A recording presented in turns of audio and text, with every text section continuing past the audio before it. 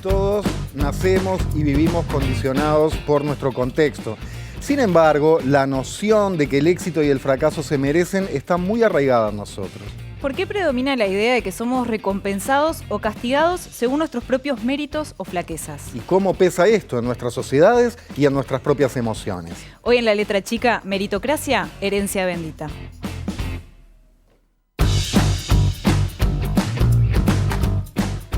Vivir en una meritocracia.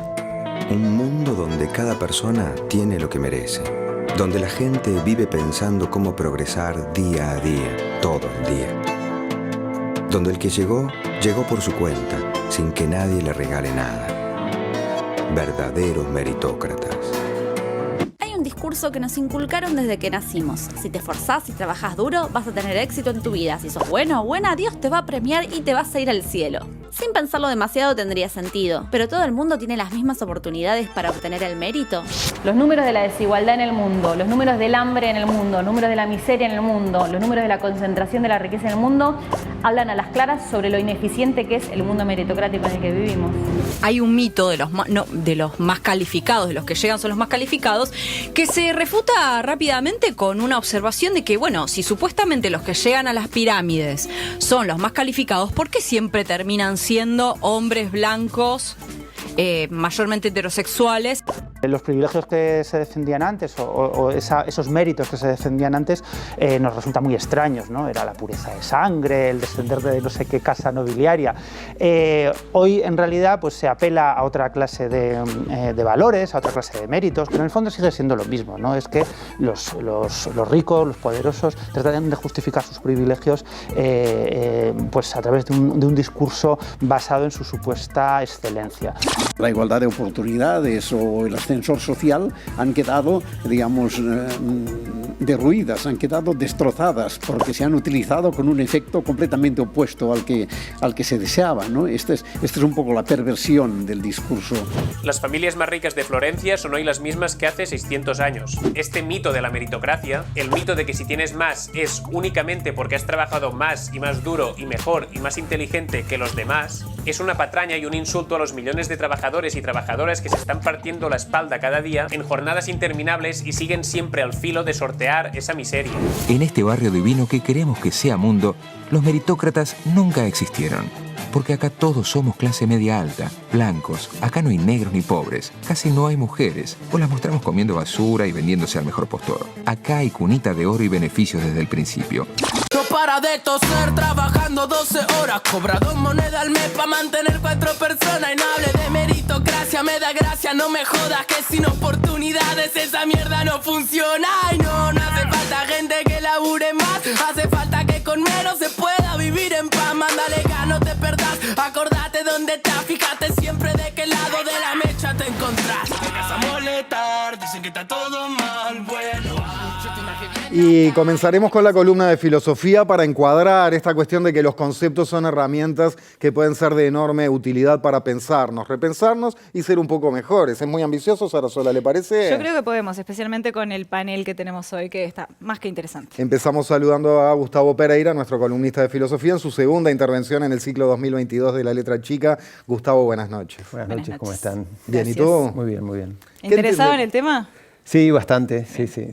¿Qué entendemos por meritocracia como para empezar a encuadrar? Bueno, creo que una forma de comenzar a presentarlo es a través de la etimología del término, que simplemente refiere a kratos, que es poder o gobierno, y sería algo así como un gobierno de los mejores o un gobierno de los meritorios.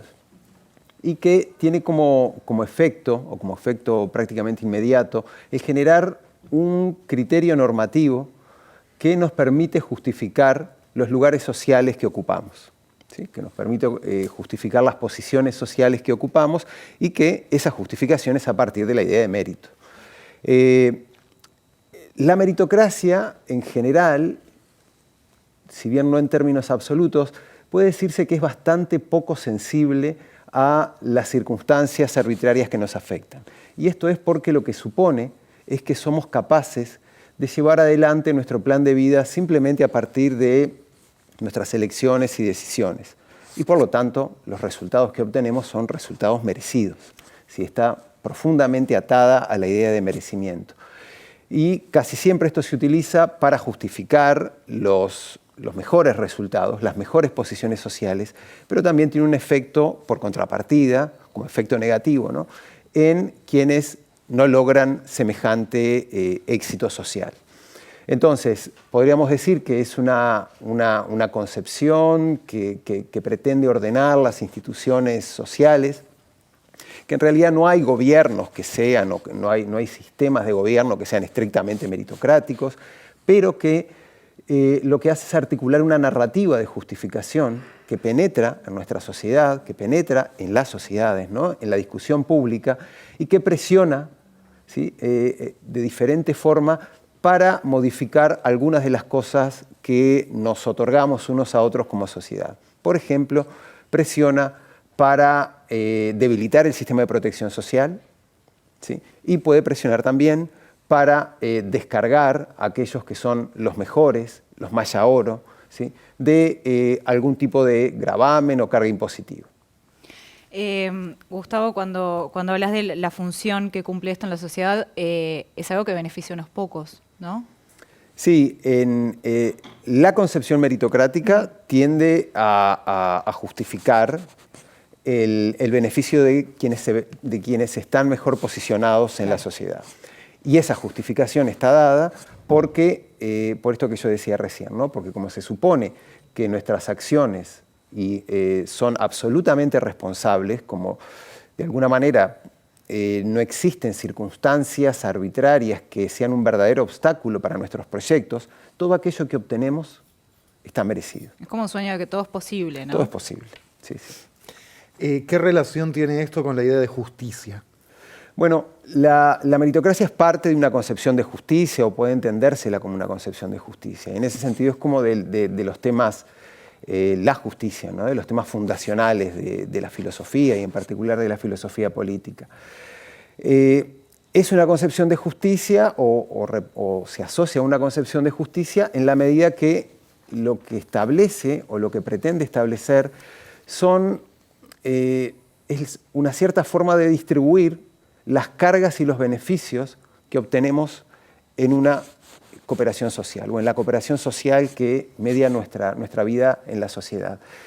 Y lo hace de esta forma particular que yo decía, tratando de eximir de cargas a quienes tienen éxito social y también imponiendo de alguna manera la responsabilidad por los resultados en quienes se encuentran peor.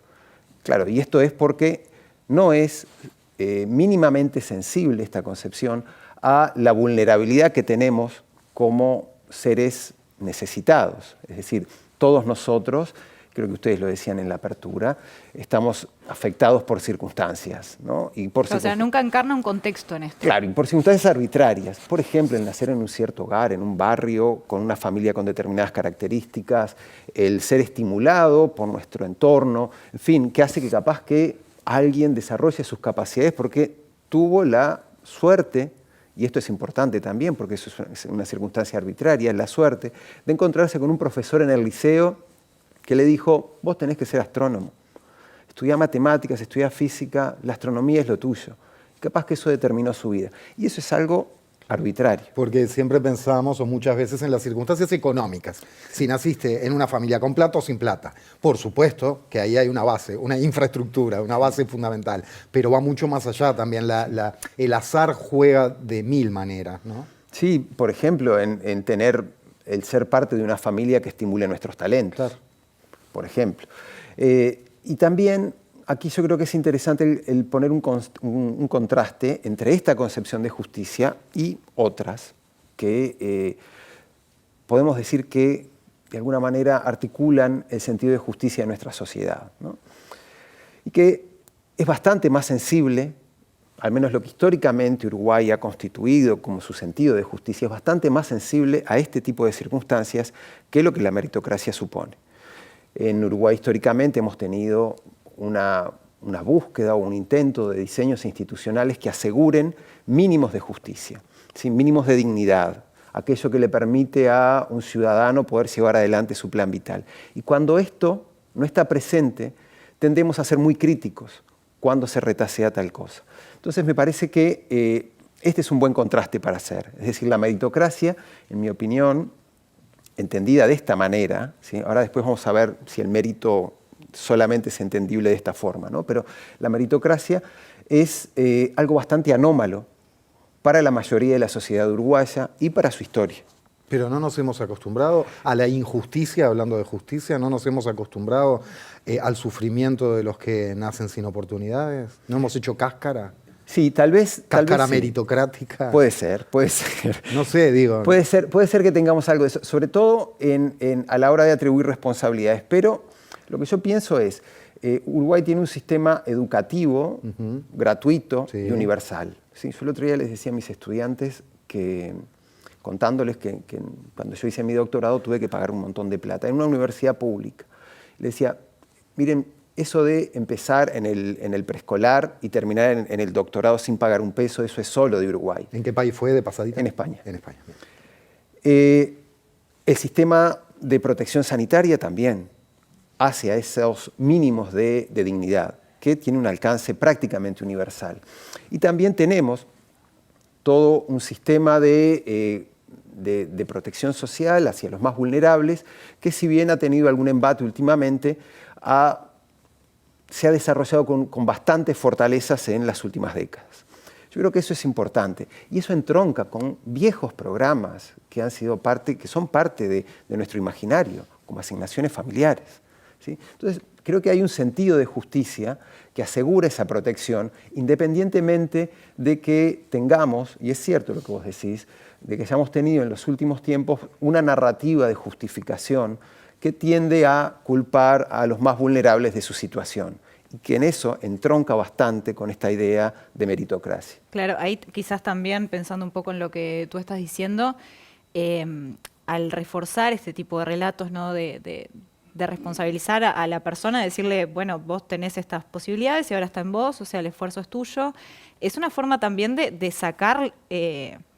o de que el rol del Estado sea menor, de achicarlo en un punto, porque justamente, ¿no? Yo me encargo menos y está más en vos. Esto te lo doy y después arreglate. Sirve también.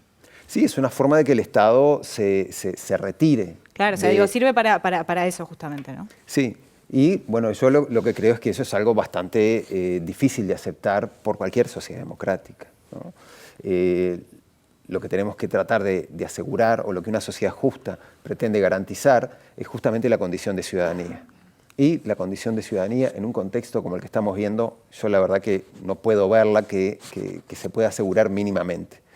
Entonces el Estado, cuando se retira de eso y puede utilizar esa narrativa de justificación, está violando una de sus obligaciones básicas, que es garantizar esa condición de ciudadanía. Yo les decía la vez pasada, ¿no? Que estamos celebrando los 150 años del nacimiento de Bas Ferreira. Bas Ferreira y los 100, y voy a hablar de 2 segundos de eso, de la publicación de su libro sobre los problemas sociales. En los problemas sociales, Bas Ferreira dice que presenta una fórmula de justicia, dice, tenemos que garantizar en forma absoluta estos mínimos a todos los ciudadanos. Y por encima de estos mínimos, dice él, viene la libertad. Es decir, la posibilidad de diferenciarse, la posibilidad de esforzarse más, menos, de tomar decisiones. Pero por debajo de esta línea nadie puede caer.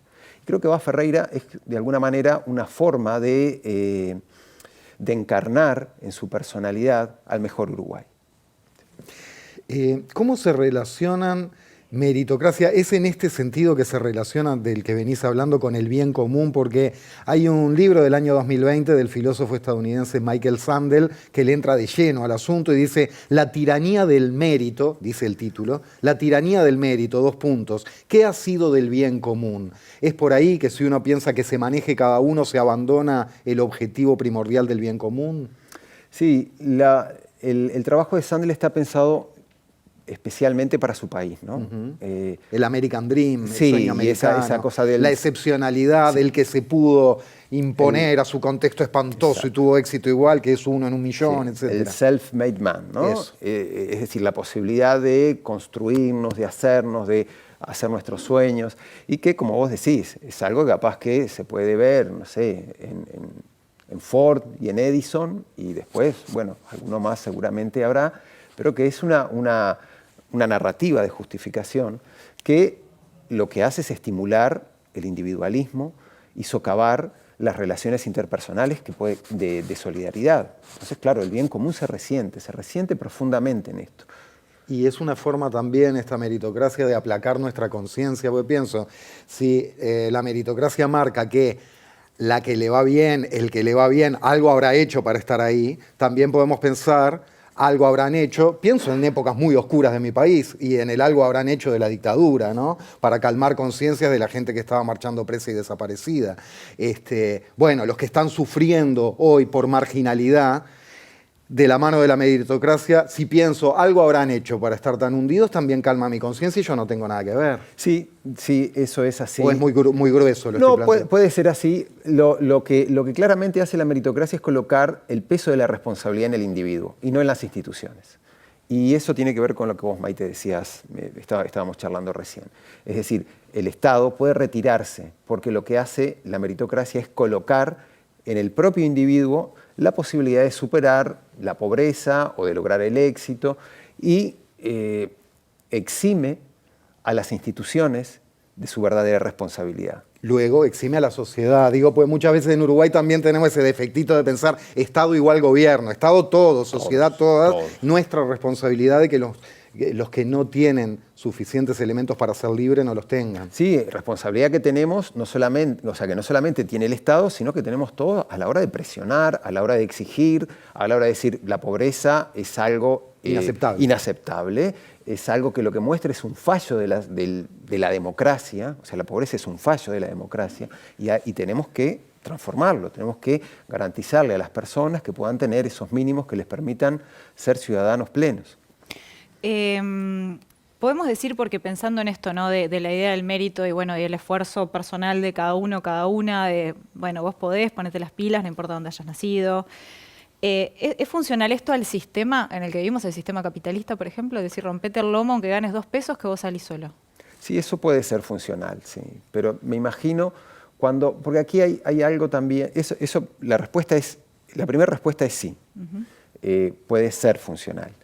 Pero yo pienso en otros sistemas posibles o en otros capitalismos, porque no es que tengamos mucha disponibilidad en el mundo, no es que tengamos una oferta enorme para elegir, en las que la idea de mérito, no asociado a la meritocracia, sino la idea de mérito contextualizado, operaría de igual forma. O sea, es algo inherente al humano, entonces, el tener esta concepción del mérito, digamos. Claro, lo que pasa es que acá el mérito, ¿sí? El mérito puede ser articulado con el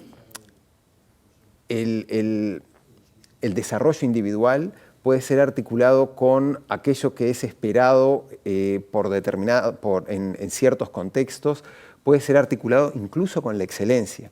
¿Por qué? Lo que sucede con la meritocracia es que, y esto es una de las cosas que a mí me parece importante porque se genera una gran confusión, lo que sucede con la meritocracia es que coloca a un criterio que opera en un contexto local, ¿sí? Por ejemplo, instituciones educativas, y ahora hablamos un poquito de eso, lo coloca como un criterio general que regula toda la sociedad. Y ahí es donde colapsa, ahí es donde tiene todas estas debilidades. Pero el mérito en las instituciones educativas, en la academia, en las universidades, es el criterio que nos permite exigirnos unos a otros, que nos permite seleccionar, que nos permite desarrollarnos, es el criterio con el que somos evaluados, es el criterio que queremos que sea el que prime a la hora de ser evaluados. Imaginémonos esto. Y eso también no solamente se da en la academia, sino en nuestra vida cotidiana. Vamos a poner un ejemplo. Imaginémonos que tenemos que elegir a un profesor de ingeniería hidráulica, a un grado 5 de ingeniería hidráulica. ¿Cómo lo vamos a seleccionar? A partir de sus méritos, ¿sí? Y tenemos de alguna manera estandarizado qué es lo que cuenta, no sé, investigación, su doctorado, en fin, ¿sí? Entonces, en las instituciones en las instituciones académicas, las instituciones de investigación, el mérito es el criterio determinante. Claro, cuando salimos de ahí, ese criterio ya deja de tener esa operativa. En la salud, si vamos a seleccionar a alguien para un trasplante, no lo vamos a hacer a partir del mérito, ¿sí? Es decir, nos importa muy poco si quien está en la lista del trasplante es el grado 5 de ingeniería hidráulica o una persona cualquiera. Lo vamos a seleccionar a partir de un criterio de necesidad. Y eso también está estipulado. Entonces, el gran problema es cuando un criterio local que se aplica en un contexto restringido, muy restringido, se generaliza. Y ese es el problema que tiene la meritocracia. Porque incluso esta idea de mérito la usamos a la hora de seleccionar un albañil, ¿sí? La usamos a la hora de seleccionar un carpintero o un mecánico. Pero el problema es cuando este criterio se utiliza para regular todas la forma en que atribuimos cargas y beneficios en las instituciones que regulan a toda la sociedad. Ahí es donde reside el problema. Y esa confusión es bastante grave por las consecuencias que tiene, por el impacto que tiene, que era lo que decíamos al principio, y también esta confusión genera bastantes problemas a la hora de discutir esto. Porque muchas veces cuando se critica la meritocracia se olvida todo esto. ¿Sí? Se olvida que, por ejemplo, en las instituciones de investigación, en las instituciones científicas, es el criterio que la regula. Igual ahí, solo para acotar, ya sé que estamos terminando, pero hablando, por ejemplo, de la educación y la academia, y en esto quizás no sea tanto el mérito en el momento, pero previamente hay inequidades estructurales que hacen que las mujeres lleguen menos, que personas que tienen menos oportunidades no lleguen quizás a una carrera universitaria, digo, todo previo, ¿no? Sí. Pero que también está dentro de esta discusión. Claro, porque ahí lo que tenemos es que el mérito, en este mejor sentido posible, tiene que operar con otra concepción de justicia, claro, con una concepción de justicia diferente, esa que garantiza mínimos, que compensa circunstancias arbitrarias, que compensa las circunstancias que afectaron a la mujer, a alguien de una minoría, que afectaron a alguien que nació en un hogar pobre. Entonces, cuando el mérito engarza con esta concepción de justicia, funciona de la mejor manera posible. Muy bien, Gustavo Pereira, muchas gracias. Da para hablar un montón. Muchísimo. Y seguimos con otros ángulos después de una pausa. Ángulos, sí, vamos a hablar de herencias ahora. Ángulos económicos, ángulos testimoniales. Le pusimos marco y nos quedamos pensando con Gustavo. Gracias, Gustavo. Muchas gracias. Ya venimos.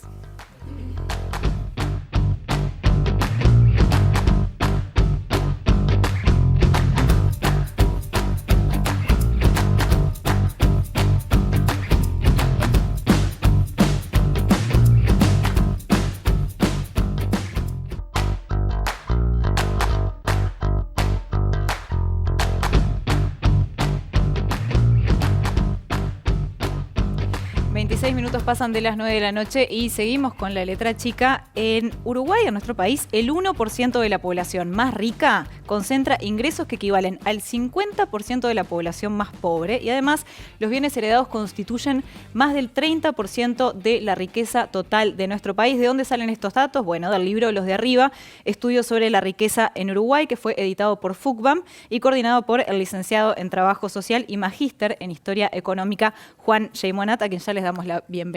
Muy buenas noches. Buenas noches, gracias por la invitación. Gracias por acompañarnos. A ver, primero, ¿por qué plantean esto de mirar desde arriba, esta concepción? Y cómo podemos vincular esto con la meritocracia, que es el tema que tenemos hoy en el programa? Bien, primero capaz que empezar por la meritocracia, ¿no? Vale. ¿Qué significa, ¿no? Que básicamente la idea de un orden social ordenado, valga la redundancia, en función del mérito, ¿no? O sea, la estratificación social pensada en función del mérito. Y ese es un relato bastante extendido, sobre todo en las economías de mercado, en las sociedades actuales, ¿no? Esta idea de que, de alguna manera, la diferencia de ingresos en la sociedad se debe a los distintos esfuerzos o el mérito individual diferente que le pone las distintas personas, ¿no? Y digamos, eso tiene como algo de cierto, ¿no? Y algo de no cierto, ¿no? En primer lugar, que uno podría decir que en comparación con otras formas de organización social que han existido en la historia, digamos, las sociedades actuales son sociedades donde existe movilidad social, ¿no? Para entender un poquito qué significa movilidad social. Bueno, digamos que entre una generación y otra, por ejemplo, puede haber cambios en los ingresos, ¿no? Que, digamos, no está penalizado ascender socialmente, digamos, ¿no? Okay. En otro tipo de sociedades, yo que sé, una sociedad de castas, las sociedades antiguas, digamos, las clases sociales estaban totalmente cerradas, ¿no? No había posibilidad de moverse entre un sector social y otro. En las sociedades como las que vivimos nosotros, esa posibilidad existe, ¿no? Como posibilidad, ¿no? El problema es que después hay otro conjunto de elementos que de alguna manera vetan esa posibilidad, ¿no? O que la restringen o que la limitan a determinados sectores y sobre todo a una movilidad en determinada parte de la escala, ¿no? O sea, uno puede decir, bueno, sí, a través de la educación, a través de la formación, uno puede aspirar a tener mejores ingresos. Eso puede ser, pero esa movilidad se da dentro de una parte de toda la escala de estratificación, ¿no? No es lo que explica, digamos, los altos ingresos, ¿no? Claro. Entonces, eso es básicamente, digamos, el interés del libro es un poco mirar esa parte de la distribución, ese sector más concentrado de la distribución, y bueno, ver qué pasa allí, ¿no? Y por eso el interés, digamos, atando una cosa con la otra, el interés de ver, bueno, ese sector tan concentrado de la población, con esos números que vos bien decías, que surgen del trabajo de Mauricio de Rosa, que es un economista del Instituto de Economía, bueno, ¿ese sector está ahí por una cuestión meritocrática o no? Digamos, ese 1% ¿llegó ahí por una cuestión de mérito o no? ¿No? Entonces, un poco el libro quiere discutir un poco eso, ¿no? ¿Y? ¿Sí o no? Porque en todo caso también calculo que estaríamos con el peso que tiene la herencia en todo esto, herencia de bienes y circunstancias, todas las herencias, sí. Estaríamos hablando de un mérito genético, de un mérito familiar, de un mérito del árbol genealógico, capaz el tataramérito. Ahí va. Sí. La primera respuesta a la pregunta si sí o si no es no.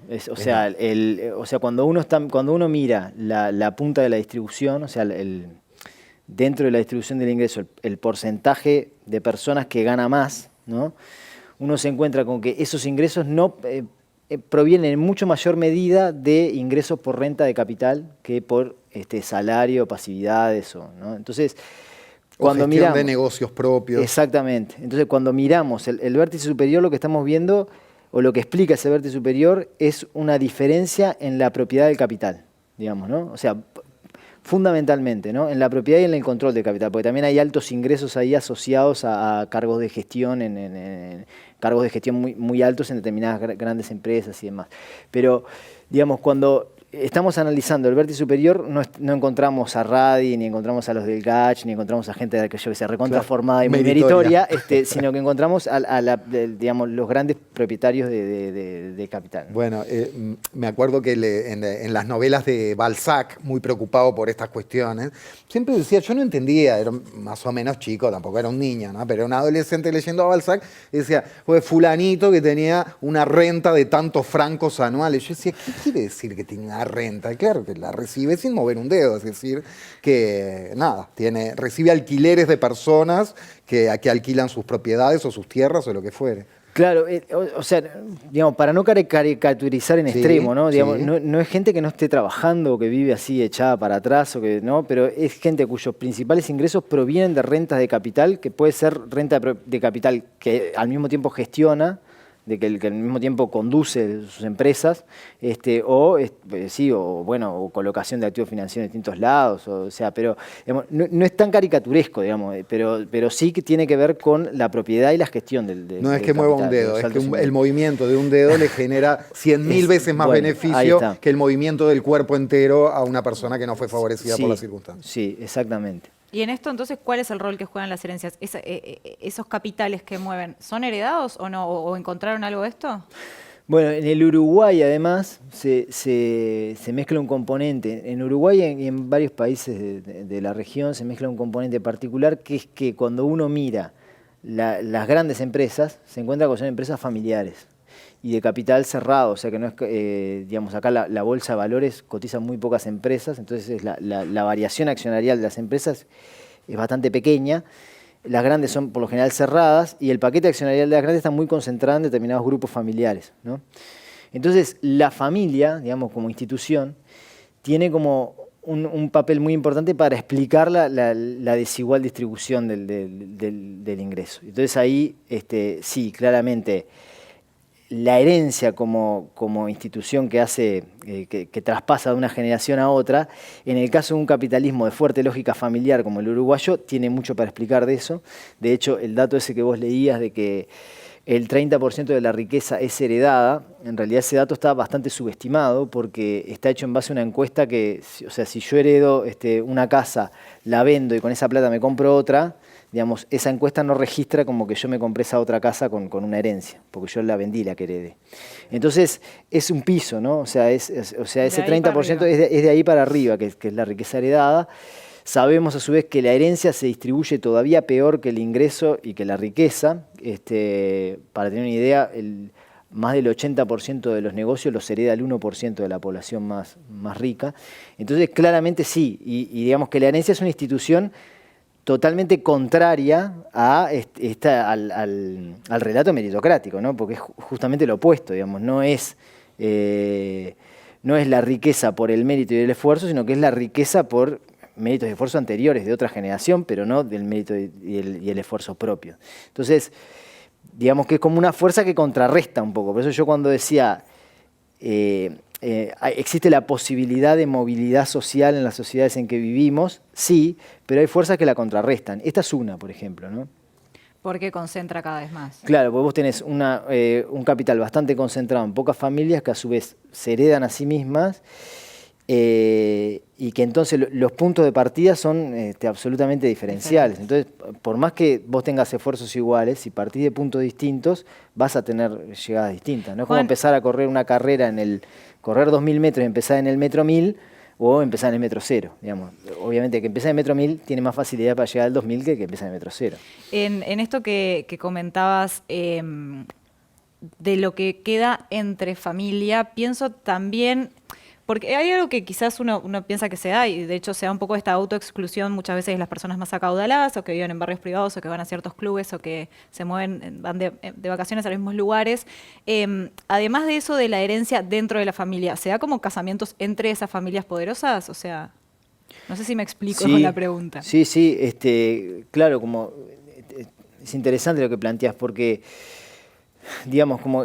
Esas familias tienen a su vez círculos de socialización bastante cerrados, ¿no? Y se tienden a juntar, digo, esto es algo que pasa en distintos estratos sociales también, ¿no? Donde nos tendemos a juntar con lo que son más o menos parecidos a nosotros, ¿no? Bueno, ahí también pasa lo mismo. Entonces, bueno, ¿dónde van a conseguir novio? ¿Dónde se van a juntar? Y bueno, es en el marco de círculos bastante cerrados. Entonces, la propia dinámica familiar termina perpetuando también por ese lado, por una lógica bastante endogámica, termina perpetuando cierta continuidad en los negocios y cierto cerramiento en los negocios, ¿no? La educación como herramienta en nuestro país, esta educación que puede ser paga, pero puede ser gratuita también, esta educación gratuita de la que hablaba Gustavo recién también como herramienta. Tiene un peso real que puede ser importante, la idealizamos. En cuanto a esto, ¿no? Estamos hablando de meritocracia, de la distribución de beneficios e ingresos en la sociedad. ¿Qué tanto puede pesar realmente? Bien, digamos, la educación pesa en los ingresos, pesa sobre todo en una parte de la distribución de los ingresos. No necesariamente explica estos ingresos tan elevados que estamos viendo. De hecho, hay unos cálculos que hace Lazarga y Agustoni bueno, Lazarga participa Evelyn Lazarga participa del libro que vos mencionabas, donde justamente estiman en los altos ingresos qué pesa más, si el clima educativo del hogar o el hecho de pertenecer a un hogar heredero, ¿no? Y les da que, si bien las dos variables inciden positivamente en el desempeño del ingreso, incide más la pertenencia a un hogar heredero que el clima educativo del hogar. Entonces uno puede decir, educarse no sirve para nada, no, sirve, permite cierta movilidad social, pero en determinado margen también, ¿no?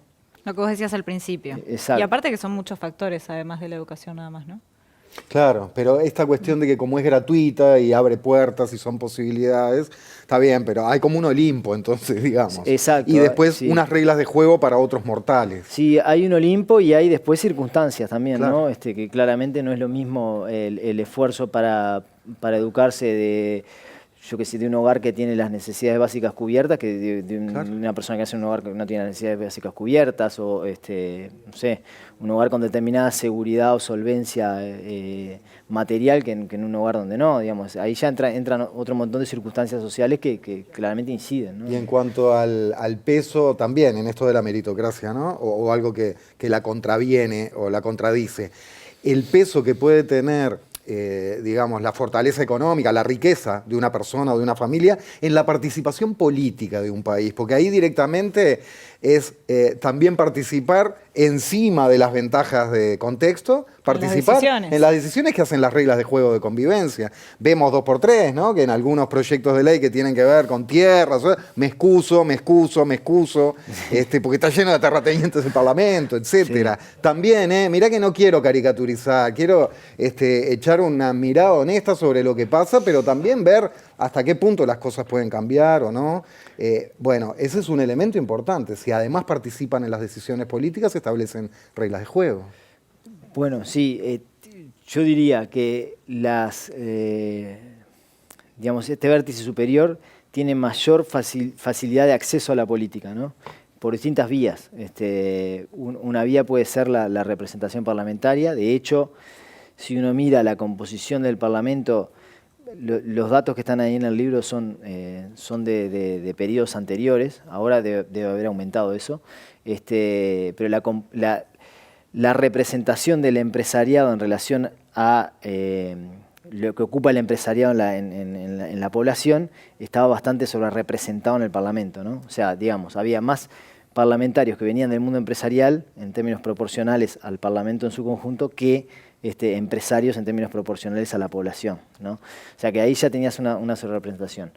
Pero a su vez tenés otros mecanismos, otras vías de incidencia de estos grupos de poder en la política, ¿no? Digamos que es algo que está bastante documentado en distintos... Sí, no me tiro candidato, pero financio campaña y después pido que me retribuyan. Sí, bueno, si hay alguna ley que va a legislar sobre intereses que hacen a mi cartera de negocios, bueno, yo tengo vía directa, puedo ir a hablar, sé qué teléfonos levantar, puedo incidir directamente, ¿no? En ese tipo de cosas. Bueno, ya estamos cerrando este bloque, pero una preguntita cortita para cerrar. Desde un punto de vista de una perspectiva de género, cuando hablamos de este 1% de la población más rica de Uruguay, ¿qué características tienen entre varones y mujeres?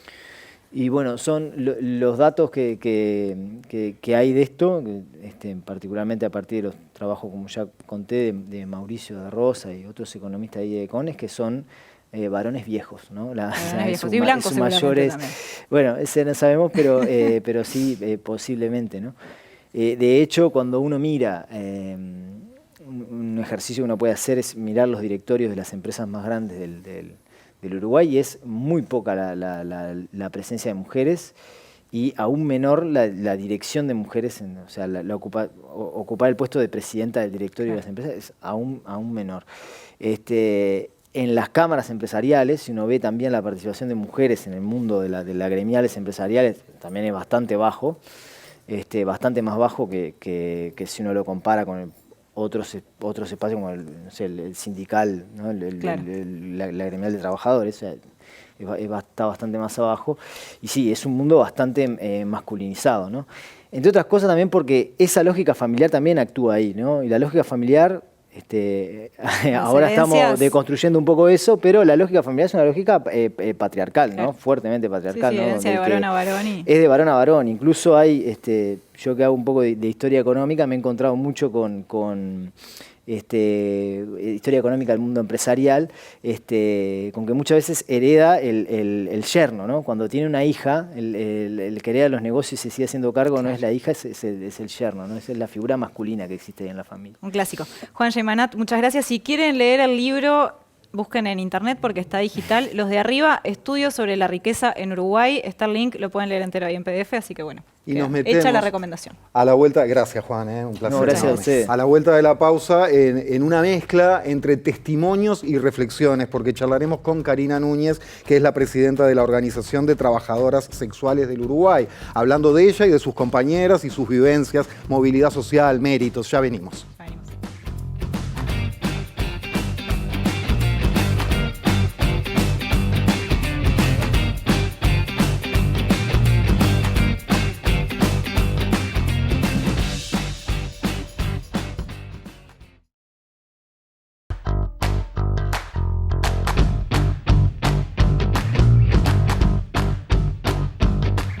Seguimos hablando de meritocracia y a continuación recibimos a la fundadora, dije presidenta, ya no lo es, fundadora, perdón por eso, corrijo. Buenas noches, ya que estamos y ahora te presento, ¿cómo estás? Muy Karina, bien, un bienvenida. gustazo estar acá. Gracias. Fundadora de la Organización de Trabajadoras Sexuales del Uruguay, Karina Núñez. Gracias por estar. Gracias a usted por la invitación. Y ante todo, Karina, ¿en qué pensás cuando escuchás de esto que estamos hablando, cuando tiramos el tema meritocracia, movilidad social, hacer méritos para progresar en la vida, para encontrar en definitiva la felicidad, que es lo que buscamos los seres humanos, tener mejores condiciones?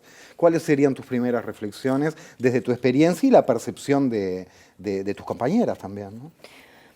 Sí, desde mi percepción personal creo que desde que somos bebés y nos dan algo dulce para que nos animemos a caminar o a dejar los pañales, ya desde ahí ya venimos sesgados totalmente el resto de nuestras trayectorias vitales sobre la meritocracia. El tema es cuando vos haces el clic y te das cuenta que estás dentro o que percibís que tenés que alcanzar ese dulce para hacer. El problema es que nadie te dice que podrás tener una mordidita del dulce, pero que el dulce siempre lo va a tener el mismo, ¿no? A mí siempre, después de un tiempo, ¿no? Conste que esto lo racionalicé ahora hace poco, pero digo, para mí la meritocracia es como el eslogan que el capitalismo nos hace a los pobres para sacarnos la mayor plusvalía con una sonrisa en la cara y a costa de nuestros sueños. Y para mí tiene una base necesaria, sostenida sobre el discurso, ¿no?, de quien tiene la posibilidad de obnubilar al resto. Y la creemos, y todo el tiempo nos están bombardeando de todos lados, ¿no? Pero no te dicen que la meritocracia en realidad lo único que hace es ser subordinado. Subordinado ya sea el ambiente en el que esté. Mientras yo no tuve conciencia de lo que era la meritocracia, yo percibía que para mí ser una persona ubicada, ¿no?, en el casillero al que a mí me tocaba estar por ser trabajadora sexual, ¿no?, era pasar desapercibida, ir bien vestida, que durante el día no me vieran, y durante el proceso de trabajo no robar a los clientes, no, si los veía por la calle no saludarlos, no robarlos, no dejarlos regalados si se quedaban debiendo plata, lo de golpearlos si me quedaban debiendo eso me lo vi, pero bueno, está. Después, si los veía en espacios públicos, no mirarlos, porque el lugar que yo entendía que me correspondía, ¿no?, era el de subordinada para poder lograr que esa persona después llegara a pagar por servicios. Eso lo entendí durante muchísimos años, lo entendí así. Karina, la mejor forma de ser una buena trabajadora sexual es pasar lo más desapercibida posible para el resto de la sociedad, teniendo un paralelismo, ¿no?, con la vida diurna de las personas de bien. Uh-huh. ¿En qué momento fue que hiciste ese clic, ese cambio de mirada? Cuando me junté con las feministas. Ay, me volaron y ya no vuelvo más. No, ya no. ¿Cuándo te juntaste con esa gente? Y ya de la primera... Gente de bien, por supuesto. De las primeras... No, digo, todo bien, pero duele. Duele mucho darte cuenta que por más que remes, estás remando en dulce de leche y que nunca vas a llegar a la orilla. Duele muchísimo darte cuenta que sos la fuerza de trabajo para que los otros te agarren y te digan, siga así, esfuércese, siga así, mientras él llena los bolsillos con la plata que vuelve a producir, ¿no? Visible, invisiblemente, ya sea en producción, ¿no? O en sueños truncados. Si no, ¿cuánta gente se suicida porque no llega a las metas que te dicen que tenés que tener? ¿Cuánta gente? Sí, traes, Karina, la verdad, ponés la palabra suicidio arriba de la mesa y tiene todo que ver con el tema que estamos hablando hoy. Y el merecimiento, porque hasta para ser pobre tenés que tener un estándar de merecimiento. ¿Y quiénes ponen los estándares eso? ¿Te lo ponen los pobres? No, te lo ponen los que fueron a las cátedras, los que fueron para a las recibir universidades. una tarjeta social o lo que sea. Todo. Y tiene que ver con el género. Tiene plenamente que ver con el género, porque también cuando te pones a ver, ¿no? Yo, por ejemplo, cuando empezaba a ver, sí, porque sí, pero es una persona pobre que se esforzó, que dejó el cuero en la estaca para llegar a donde está, pero vos ves atrás que tenía una madre que trabajaba 14 horas, que se encargaba de los cuidados de forma gratuita, cuidaba a ella, cuidaba a otra familia, cuidaba a la familia de él, para que él tuviera su cajita, tuviera su plata, para que no tuviera que tener otro trabajo, pudiera estudiar. Entonces, muchos de los méritos de los varones pobres se fundan, ¿no? Tienen escalera en las costillas de las mujeres más pobres que sueñan con que sus hijos no sean igual que ellas. Tu hija Valesca llega a la universidad después de 3 generaciones de trabajadoras sexuales en la familia. ¿Esto es así? Sí, Valesca. ¿Cuánto costó esto? ¿Cómo lo lograron? ¿Cómo lo lograron? Me refiero como familia, por eso pongo el plural, ¿no? Bueno, la primera cosa que tuve que hacer fue tomar el consejo de una mujer que me dijo que Valesca dentro de la whiskería no podía estar y no era porque yo fuera una mala madre que la dejara fuera. Si no hubiera aceptado ese consejo, ella estaría capaz que conmigo laburando.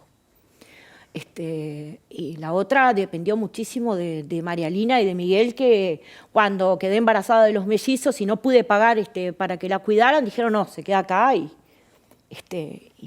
me las cuidaron igual. ¿Quiénes son? Y las María Lina Fontoura y Miguel Carranza, que son de Fraiventos, ¿no? Y que son quienes custodiaron a Valesca y a mí un tiempo de mi vida, para que ella pudiera mantenerse fuera, porque digo, al lugar a donde me la iba a llevar era la whiskería conmigo. Claro. Pues si no podía pagar niñera, me la iba a llevar conmigo. Porque los otros hijos mis otros hijos ya los tenía mi mamá, entonces no podía dejar todos los gurises en casa. Entonces, si no hubiese tenido esa ayuda sorora, ¿no? Valesca no habría podido tener una escuela con tranquilidad, sin sobresalto, continua, ¿no? Sin las falencias que le da una persona que trabaja en la noche y que a veces no se puede levantar para llevarla a tiempo a la escuela. Ni con los insultos, ni con las peleas que le genera que todo el barrio sepa que es hija de una trabajadora sexual. Es más, en las primeras épocas, cuando una vecina de Valesca, que su mamá me conocía a mí, y le dijo a la compañerita en lo que yo trabajaba, y él le dijo a la escuela, no, porque tu madre anda, ¿no? Y bueno, tuvo problemas a la segunda vuelta y hubo que cambiarla de escuela. Hubo que cambiar la escuela. ¿Para qué? Para que no padeciera el estigma de ser una hija de puta. Karina, hablábamos de que Valesca llegó a la universidad y vos destacabas ahora el rol de la escuela también. ¿Vos pensás que a través de la educación... Y llegó porque tiene capacidades. Claro. Llegó porque tiene capacidades, porque también es real, ¿no? Que digo, ¿no? Como decía él, que hay quienes llegan por cuña, ¿no? Entonces, no, ella llega porque tiene capacidades. ¿Pensás que la educación puede cumplir un rol importante en que podamos vivir en una sociedad más justa, menos meritocrática, en abrir cabezas? Sí, yo creo que la educación tiene mucho que ver, tiene muchísimo que ver. Pero nosotros tenemos un problema estructural que arrastra Uruguay, ¿no? Y es la de protección por generaciones que tenemos de nuestros niños. Si bien decimos que tenemos gurises que no nacen, que no nacen mucho, ¿no? Pero si hay que seguir trayendo al mundo gurises que no van a poder terminar la escuela o que van a terminar todos en la cárcel, mejor hagan políticas de prevención, ¿no? De anticoncepción, ¿no? Y no traigan ese tipo de gurises a pasar mal, porque en realidad después termina todo ese peso sobre esos pobres gurises. ¿Ah? Entonces, digo, hasta que Uruguay no trabaje realmente sobre una calidad de vida de los niños desde el proceso de embarazo, no podemos hablar de que vayamos a tener, porque vos le podés meter toda la educación que quieras y el gurí le puede poner todo el esfuerzo que quiera, pero si cognitivamente no está apto, no recibió lo suficiente, suficiente alimento, el suficiente cariño o todos los aditivos que tiene que tener para que su cerebro se desarrolle en plenitud y dé el máximo, ¿ah?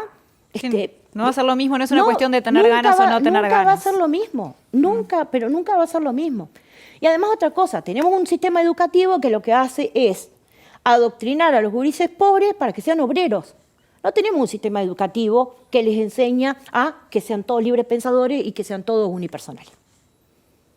Te moldean para que, bueno, por ejemplo, las pruebas que te hacen, te ponen pruebas para qué, para saber cuál es el más bueno o cuál es el menos bueno, cuál es el del intermedio o cuál es el... No tenemos un sistema educativo que valore el proceso en sí, no importa la cantidad de tiempo. Tenemos un proceso que estandariza, ¿no?, la forma de sumisión que el mercado necesita de la mano de obra barata. Eso digo yo, no sé. Karina, tú señalaste que la prostitución aumentó por lo menos 200% en el último año, esto es algo marcado por la pandemia. Otro indicador que mencionaste es que son pocas las alternativas que tienen las mujeres pobres. ¿Qué chances hay de, no sé si de revertir esto, pero al menos de mitigarlo? Ninguna chance. Ninguna chance porque, digo, estamos en un mercado en el que la cosificación de los cuerpos... Partamos de la base que acá nos prostituimos todos. ¿Ah? Porque inclusive al que dice que es el dueño del capital, de una forma también se prostituye con ese capital que tiene todo alingotado abajo del colchón de la casa. ¿Ah? Todos acá, en este mercado, todos, de una forma u otra, ponemos nuestro cuerpo para la obtención de una ganancia. No conozco a nadie que trabaje porque le gusta. No conozco a nadie. Es más, se está tratando de trabajar lo menos posible para poder disfrutar lo máximo. ¿Qué tiene que ver con la prostitución? La prostitución a lo largo del tiempo ha generado diferentes formas de percepción. ¿Ah?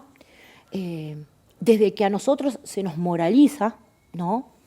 Nosotros estamos viviendo unos periodos horribles, ¿no? Pero antes nosotras éramos personas a ser consultadas. Nuestra palabra era tipo erudito. ¿Ah? Cuando moralizaron lo que nuestro trabajo, ¿no?, ahí empezamos a hacer. Entonces, por más que nos esmeremos, cuando vamos con esa carga moral, ¿no?, que es mucho más pesada y orada mucho más que la carga material, porque la carga de los prejuicios te genera un estigma que no te lo sacan más nunca en la vida. Por ejemplo, vuelvo a mi ejemplo, yo no hay cosa que no hubiera hecho para salir del trabajo sexual. Y recién hace 3 meses que pude cerrar mis páginas, pude cerrar mis ventas de materiales y no soy más trabajadora sexual. No sé hasta cuándo, ¿no? No sé hasta cuándo. ¿Tá? Pero no es porque no lo hubiera intentado antes. No es porque no le hubiera puesto empeño. No es porque me gustara más no era una cuestión de méritos. Que un plato guiso. No era una cuestión de méritos. No era porque no lo hubiera intentado. ¿Ah? Entonces, quien se crea el cuento... Porque también hay gente que en realidad necesita creer en algo. Y hay gente a la que sí le funciona el incentivo de la meritocracia. Y hay otros a los que nos caga la vida. Perdón, nos jode la vida. ¿Entendés? Está clarito. Entonces digo, cada uno tiene que ver dónde se maneja. Pero cuando podamos entender que lo que somos no es lo que tenemos, ¿tá? Cuando nos saquemos ese chip que nos imponen desde afuera, ahí vamos a poder recién empezar. Cuando aprendamos a dejar, cuando aprendamos a interiorizar lo que nos pasa, ahí la cosa va a cambiar. Pero mientras tanto, no, mientras sigamos en esta rueda de hámster, no va a ser. Y a las mujeres se nos somete mucho más que a los varones. ¿Sabés en el único estadio en el que yo vi que la balanza se cambiaba? Cuando me tocó empezar a trabajar con compañeras mayores de edad, ¿tá? Y íbamos a pedir tarjetas de asistencia social, y sí había ayuda para mujeres mayores, pero no había ayuda para varones mayores. Por ahí es el único punto. La única vez que en la vida viste que fuera una ventaja. Que la balanza se dio vuelta. Porque claro, el varón mayor no es ni siquiera, mayor estoy hablando, entre 55 y 65 años, ¿no? ¿Tá? Con un proceso de deterioro avanzado o en tareas que son extremadamente forzosas, ¿no? Entonces, ahí fue en el único lugar en el que vi que sí se primaba a las mujeres mayores, pero ¿por qué? Por la función de la reproducción, por la función del sistema de cuidado, por haber sido una cuidadora, por haber sido una paridora. O sea que es una visión totalmente patriarcal, aún así, en el único escalón en la que vi que las privilegiaba. Y a los varones, ¿no? Ya cuando no eran varones productivos, estaban siendo estorbos y ahí ni siquiera daba para dar una tarjeta de vida. Karina, muchísimas gracias. Horas No, seguimos gracias. charlando y No, nos gracias a reencontramos ustedes. en cualquier momento. Sí. Bueno, ¿le voy a pasar un chivo? Diga. Estamos hablando sobre lo de la educación, que para mí la educación es la única herramienta liberadora para los hijos de las trabajadoras sexuales que rompe las cadenas de fijación a los procesos de explotación, de prostitución y de trabajo sexual. Estamos haciendo una venta de garage, Valeria Navia, Vale Navia en Instagram, está haciendo una subasta que con eso vamos a solventar los elementos de estudio para las compañeras que arrancaron la UTU en belleza y bueno, quieren buscar una nueva forma para salida de trabajo sexual. Hecho que se compartió en Ciudad Viva acá en la pantalla. Sí. Bueno, a las abolicionistas ahí que están con todas ganas de sacar a las compañeras de la esquina, a ver si las llaman y compran algo. Muy bien, Karina Núñez. Gracias, Karina. Muchas gracias, como siempre. Bueno. Justicia Finita es el título de la letra chica que nos espera el lunes. Como hoy se cierra nuestra semana, que tengan un precioso fin de nos reencontramos. Muchas gracias por acompañarnos.